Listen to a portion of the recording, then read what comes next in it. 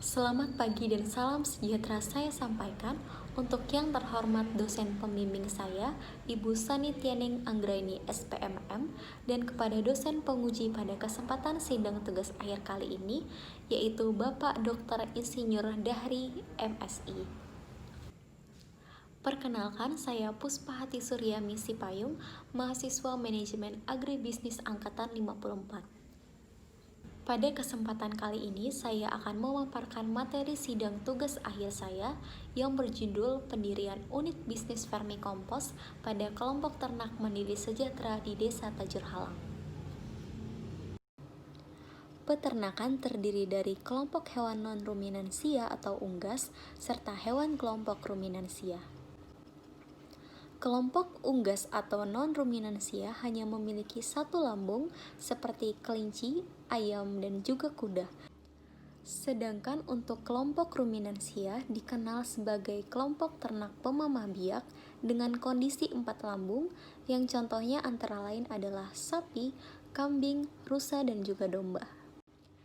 Peternakan sapi di Indonesia terbagi atas dua, yaitu sapi potong dan juga sapi perah. Sapi potong adalah jenis sapi yang diternakan dengan tujuan pemanfaatan dagingnya, sedangkan sapi perah adalah jenis sapi yang dimanfaatkan hasil produk utamanya, yaitu berupa susu segar. Jawa Barat adalah salah satu daerah sentra budidaya sapi perah di Indonesia. Hal ini didukung dengan terjadinya peningkatan jumlah populasi sapi perah di Jawa Barat pada tahun 2016 hingga tahun 2019. Selain menghasilkan produk utama berupa susu segar, sapi perah menghasilkan produk lain berupa daging untuk pejantan yang kurang baik dan juga hasil limbah kotoran ternak. Dengan melihat kondisi adanya peningkatan jumlah populasi sapi perah di Jawa Barat setiap tahunnya, maka akan berakibat pada peningkatan limbah kotoran yang dihasilkan pada sapi perah. Jika jumlah limbah yang dihasilkan semakin meningkat dan tidak dilakukan penanganan, maka keadaan ini dapat membuat pencemaran lingkungan dan berdampak tidak baik kepada masyarakat sekitar kelompok. Kelompok ternak mandiri sejahtera dapat menjadikan ide bisnis pemanfaatan limbah pada sapi perah menjadi produk yang bermanfaat, yaitu vermikompos, sebagai salah satu upaya pencegahan pencemaran lingkungan dan sebagai peluang tambahan pemasukan bagi kelompok. 2. Metode kajian pengembangan bisnis. Praktik kerja lapang ini dilakukan di kelompok ternak mandiri sejahtera yang merupakan salah satu kelompok tani bidang peternakan di Desa Tajur Halang, Kecamatan Cijeruk, Kabupaten Bogor. PKL ini dilaksanakan mulai dari bulan Januari hingga April 2020. Adapun data yang digunakan untuk mendukung kajian pengembangan bisnis ini terbagi menjadi dua. Yang pertama adalah data primer.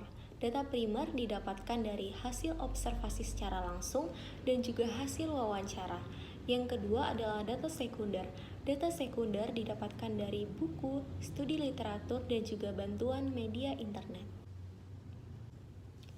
Metode kajian yang digunakan untuk penyusunan ide bisnis ini terbagi menjadi 3. Yang pertama adalah analisis SWOT, yang kedua adalah analisis non-finansial yang terdiri dari aspek pasar dan pemasaran, aspek produksi, aspek organisasi dan manajemen, aspek sumber daya manusia, dan juga aspek kolaborasi.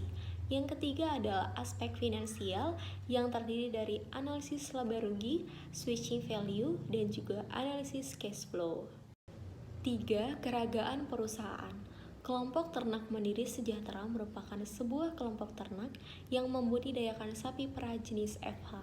Kelompok ini dibentuk pada tanggal 15 Januari 2011 dan menjadi salah satu dari 3 kelompok ternak di Desa Tajur Halang. Kelompok sudah mempunyai penghasilan tetap dari penjualan susu yang setiap harinya dilakukan dengan mitra dan juga pelanggan tetap dari kelompok. Sumber daya perusahaan yang dimiliki oleh kelompok ini antara lain adalah sumber daya fisik, sumber daya keuangan, dan juga sumber daya manusia. Struktur organisasi dan manajemen di kelompok ternak mandiri sejahtera dipimpin oleh ketua kelompok, yaitu Bapak Mamur M. Komara, yang berkoordinasi dengan dinas dan juga pemerintahan daerah setempat. Dalam menjalankan tugasnya, Bapak Makmur dibantu oleh bendahara dan juga sekretaris, serta beberapa seksi dan juga anggota kelompok. Mekanisme unit bisnis di kelompok ternak mandiri sejahtera dilakukan mulai dari subsistem hulu hingga subsistem hilir. Yang pertama adalah subsistem hulu. Kegiatan kelompok di subsistem ini meliputi yang pertama, kegiatan pengadaan dan penyediaan sarana produksi, yang kedua adalah penyediaan input, dan yang ketiga adalah sarana dan penyediaan kebutuhan pakan. Yang pertama adalah kegiatan penyediaan dan pengadaan sumber daya produksi. Kelompok ternak mandiri sejahtera memiliki 3 sumber daya perusahaan, yaitu yang pertama sumber daya fisik, yang kedua sumber daya manusia, dan yang ketiga adalah sumber daya keuangan. Ketiga bagian sumber daya ini dikelola secara maksimal oleh kelompok agar masing-masing perannya dapat mendukung keberhasilan usaha budidaya sapi merah di kelompok ternak mandiri sejahtera. Yang kedua adalah pengadaan input. Pengadaan input di kelompok ternak mandiri sejahtera terdiri dari yang pertama adalah sapi perah. Sapi perah yang dibudidayakan oleh kelompok ternak mandiri sejahtera adalah komoditas EVA dengan total populasi saat ini mencapai 164 ekor sapi perah. Hasil yang diperoleh kelompok dari sapi perah yaitu berupa susu yang setiap harinya dapat mencapai 576 liter dan hasil lainnya adalah limbah kotoran dari sapi perah. Yang kedua adalah kandang. Setiap kandang diurus oleh masing-masing anggota peternak dengan tipe kandang yang berbeda-beda. Tipe kandang yang paling banyak diusahakan adalah tipe kandang panggung dengan berlantai tembok. Yang ketiga adalah bibit atau bakalan. Bibit atau bakalan yang diusahakan oleh kelompok ternak mandiri sejahtera diperoleh dari bantuan pemerintah dan juga hasil dari program inseminasi buatan yang dilakukan langsung oleh kelompok ternak. Untuk memenuhi nutrisi dan kesehatan pada ternak, kelompok ternak mandiri sejahtera memberikan pakan berupa konsentrat, ampas tahu, hijauan, dan juga air. Keseluruhan pakan ini akan diberikan kepada ternak pada pagi dan sore hari setiap harinya. Yang kedua adalah subsistem on-farm.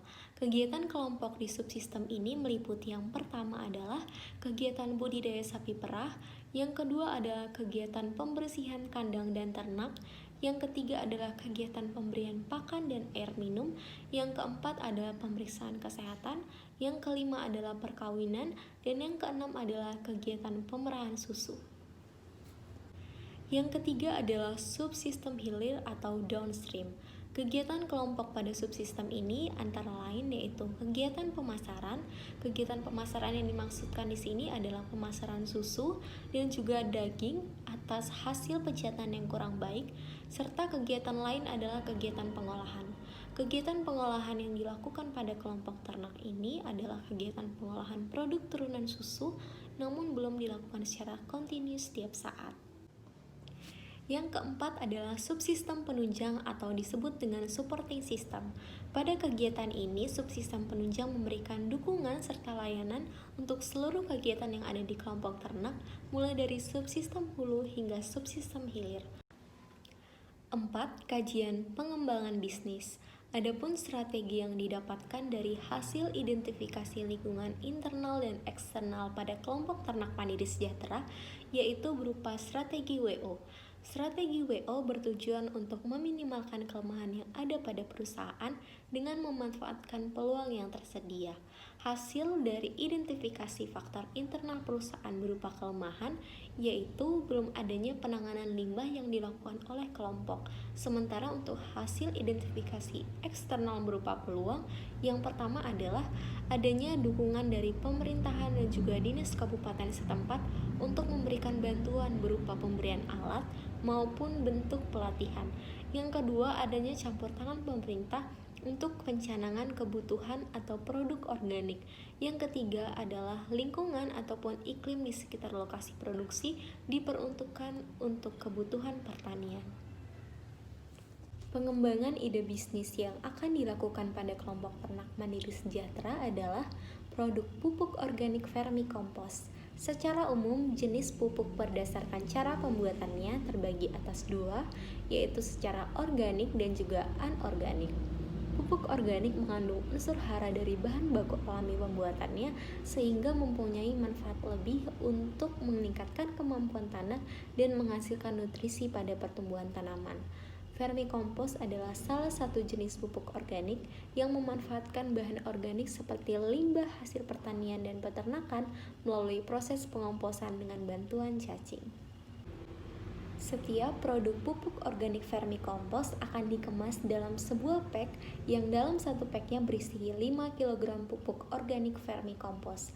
Pada produk juga disertakan logo produk dan juga beberapa informasi tambahan yang mendukung dalam produk.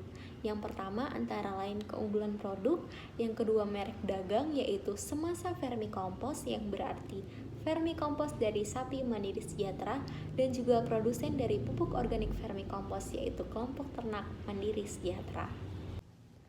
Adapun kebutuhan bahan baku yang digunakan untuk pembuatan pupuk organik vermicompost antara lain yang pertama adalah kotoran sapi. Kotoran sapi yang sudah terlebih dahulu dikeringkan selama lebih kurang 7 hari akan dicampurkan dengan cacing tanah. Cacing tanah yang digunakan dalam proses pengomposan ini adalah jenis Lumbricus rubellus. Pada proses pengomposan, kedua bahan ini yaitu kotoran sapi dan juga cacing akan dicampurkan dengan perbandingan 2:1.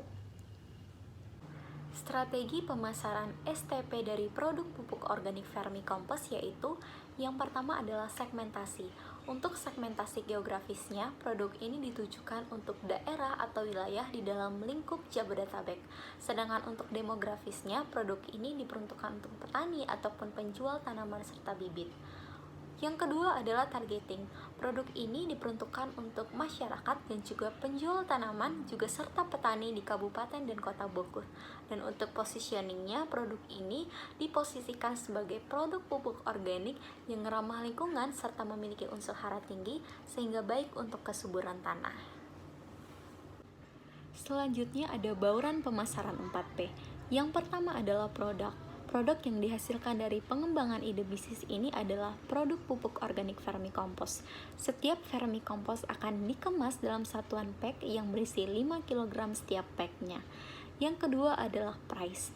Setiap produk vermicompost dikenakan harga Rp55.000 per packnya, di mana dasar penetapan harga ini didasarkan dari perhitungan HPP ditambah dengan markup harga yang diinginkan. Yang ketiga adalah place. Untuk lokasi produksi vermicompost itu dilakukan di kelompok ternak mandiri sejahtera, dan untuk lokasi pemasarannya, produk ini akan dipasarkan di penjual bidang tanaman dan bibit di Kabupaten dan Kota Bogor. Dan yang keempat adalah promosi. Kegiatan promosi dilakukan oleh kelompok lewat media WhatsApp dan juga media web kelompok. Adapun jumlah produk vermicompost yang akan diproduksi setiap bulannya oleh kelompok ternak mandiri sejahtera didasarkan oleh selisih permintaan dan penawaran produk pupuk kompos di Kabupaten dan Kota Bogor, yaitu sebesar 141 pack setiap bulannya. Analisis pesaing dari produk pupuk organik vermicompost yang akan diproduksi oleh kelompok ternak mandiri sejahtera yaitu produk More Vermicompost yang dihasilkan oleh My Organic Romance Bogor. Produk mereka ini dikemas dalam sebuah pack ukuran 3 kg dan dihargai sebesar Rp30.000. Perencanaan teknis. Yang pertama adalah kebutuhan bahan baku. Berikut adalah kebutuhan bahan baku yang diperlukan untuk memproduksi vermicompost, yaitu bahan baku kotoran sapi perah dan juga cacing tanah jenis Lumbricus rubellus, Persicus, dan juga per tahun. Total kebutuhan bahan baku kotoran sapi perah per tahun pertama adalah 15.620 kg dan pada tahun kedua sampai tahun kelima sebesar 17.040 kg kotoran.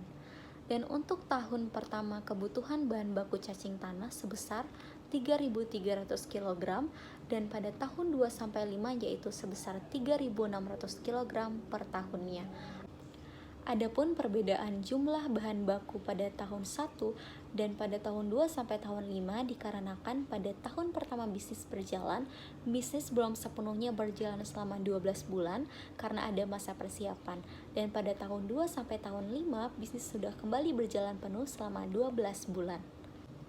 Adapun pembagian layout untuk tempat produksi vermicompost di kelompok ternak Mandiri Sejahtera terbagi atas: yang pertama tempat penampungan kotoran sapi, yang kedua tempat produksi vermicompost, yang ketiga adalah tempat penyaringan dan pengemasan vermicompost, yang keempat adalah tempat penyimpanan alat, pintu masuk dan juga toilet.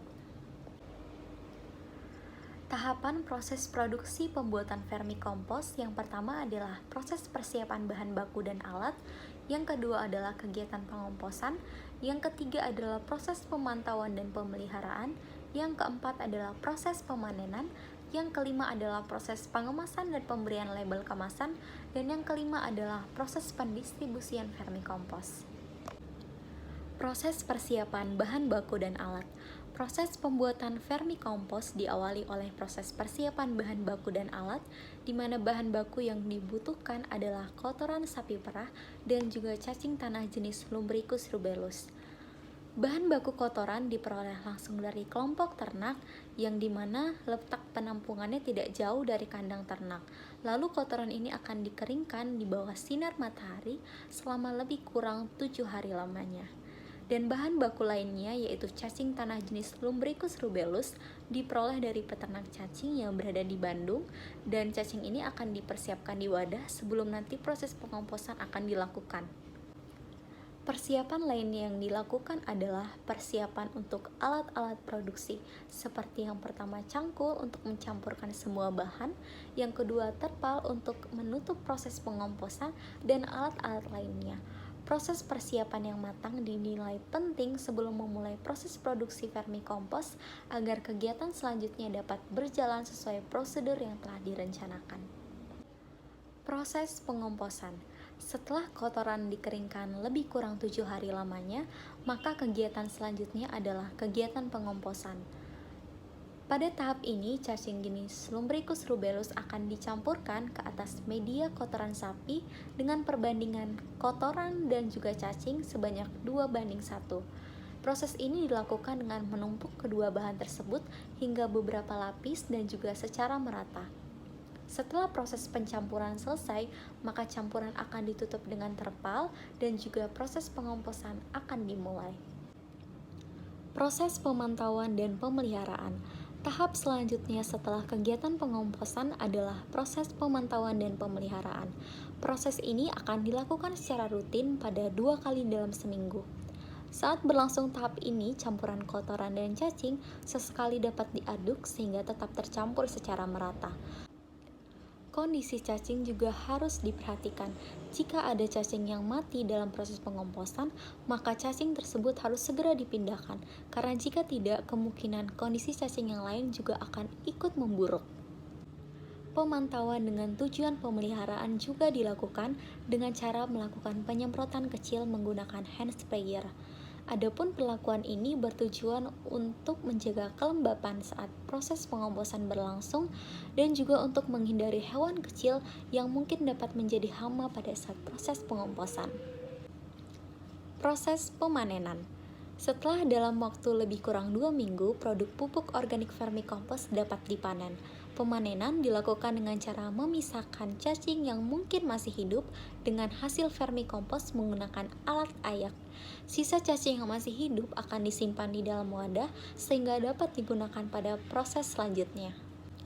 Hasil vermicompost yang layak untuk dipanen mempunyai ciri-ciri antara lain bertekstur lemah, tidak berbau menyengat, dan juga berwarna merah kecoklatan. Proses pengemasan. Hasil panen vermicompost yang sudah diayak akan dikemas dalam plastik eco-value ukuran 5 kg, dan setelah dikemas produk akan diberi label yang berisi tentang informasi merek, keunggulan, cara penggunaan produk, dan lain-lainnya. Proses distribusi vermicompost. Proses ini adalah proses yang terakhir, di mana setelah produk dikemas, produk akan langsung didistribusikan oleh kelompok kepada toko ataupun penjual yang menjadi target dari produk vermicompost. Untuk memproduksi sebuah produk vermicompost, mulai dari tahap persiapan sampai pendistribusian, dibutuhkan waktu selama 1 bulan. Penjadwalan produksi vermicompost dimulai pada minggu pertama, yaitu persiapan bahan baku dan alat di hari Senin dan Rabu. Lalu dilanjutkan dengan kegiatan pengomposan pada minggu kedua di hari yang sama, yaitu Senin dan Rabu, dan setelahnya dilakukan proses pemantauan dan pemeliharaan sampai pada awal minggu keempat. Dan setelah itu dilakukan proses pemanenan, pengemasan serta distribusi produk pada hari Senin dan Rabu di minggu keempat. Perencanaan organisasi dan manajemen. Untuk mengembangkan ide bisnis vermicompost, struktur organisasi kelompok ternak mandiri sejahtera tidak dilakukan perubahan. Hanya saja dibutuhkan tambahan tenaga kerja baru bidang produksi sebanyak 2 orang yang dilakukan dengan perekrutan sederhana. Nantinya tenaga kerja ini akan diberikan gaji setiap bulannya sebesar 1.500.000 per orang. Perencanaan kolaborasi. Adapun perencanaan kolaborasi yang dilakukan untuk memproduksi vermicompost yaitu yang pertama adalah kelompok ternak mandiri sejahtera untuk pemenuhan kotoran sapi, yang kedua adalah peternak atau pembudidaya cacing jenis Lumbricus rubellus di Bandung, yang ketiga adalah Okeprint untuk kebutuhan pengemasan dan pelabelan produk, yang keempat adalah toko alat usaha pertanian di Tajur Halang dan Kabupaten Kota Bogor, dan yang terakhir adalah penjual tanaman di Jalan Pajajaran dan Bina Marga sebagai target dari produk vermicompost. Perencanaan finansial. Perencanaan finansial unit bisnis vermicompost di kelompok ternak mandiri sejahtera dilakukan atas dasar beberapa asumsi finansial. Yang pertama adalah umur bisnis unit usaha ini adalah 5 tahun, didasarkan oleh umur investasi yang paling besar yaitu bangunan. Yang kedua, modal untuk pengembangan unit bisnis ini adalah dengan modal pribadi. Yang ketiga, pada tahun pertama, unit bisnis ini berjalan selama 11 bulan, di mana 1 bulan dilakukan untuk masa persiapan.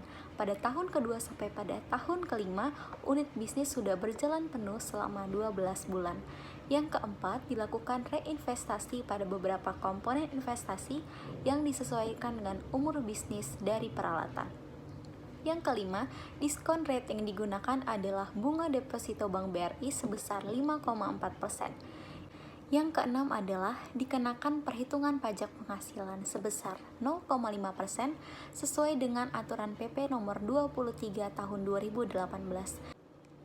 Yang ketujuh adalah perhitungan common cost. Adapun perhitungan common cost yang dilakukan di unit bisnis vermicompost ini antara lain adalah common cost bangunan, common cost kendaraan, dan juga common cost untuk pajak kendaraan yang dikenakan persentase sebesar 4%. Pada komponen inflow, penerimaan yang diterima dari hasil penjualan vermicompost di tahun pertama adalah Rp85.547.000, sedangkan pada tahun 2 sampai tahun 5, penerimaan yang dihasilkan adalah sebesar Rp93.324.000.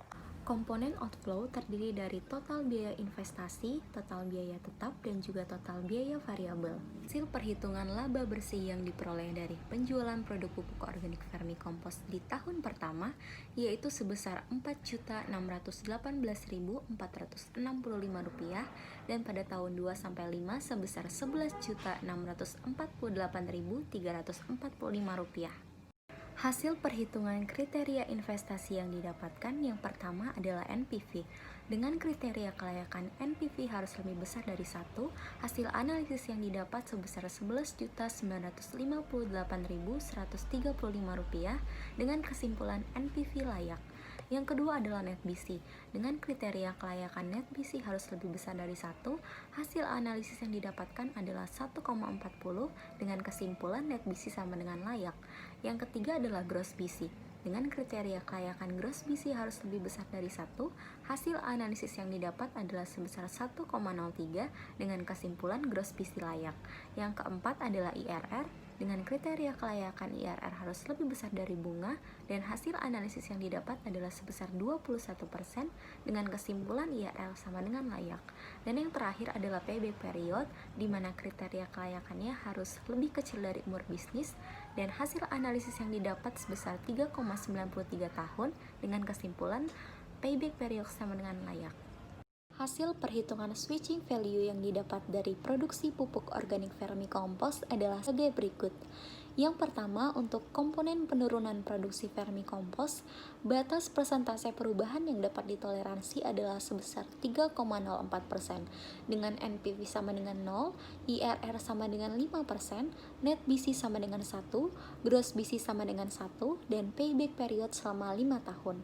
Untuk komponen kenaikan harga input cacing, persentase perubahan yang dapat ditoleransi adalah sebesar 8,9% dengan NPV sama dengan 0, IRR sama dengan 5%, net BC sama dengan 1, gross BC sama dengan 1, dan payback period sebesar 5 tahun. Simpulan dan saran. Simpulan, berdasarkan hasil analisis non-finansial dan hasil analisis finansial lewat kriteria investasi, perumusan strategi WO yang didapatkan dari faktor internal dan eksternal pada perusahaan, pengembangan bisnis produk pupuk organik vermikompos dinyatakan layak untuk dijalankan.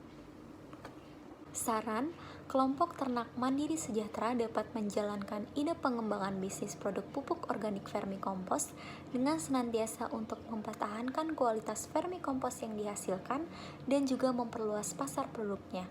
Pendirian unit bisnis ini cukup sensitif terhadap penurunan produksi vermikompos sehingga perusahaan harus mampu meminimalisirkan resiko yang menyebabkan kemungkinan penurunan produksi. Demikianlah penyampaian materi sidang yang dapat saya sampaikan pada kesempatan kali ini. Mohon maaf bila dalam penyampaian terjadi kesalahan tutur kata atau kesalahan pemberian informasi. Akhir kata, semoga seluruh informasi yang diberikan dapat bermanfaat di hari depan. Saya Puspa Hati Suryami undur diri. Terima kasih dan selamat.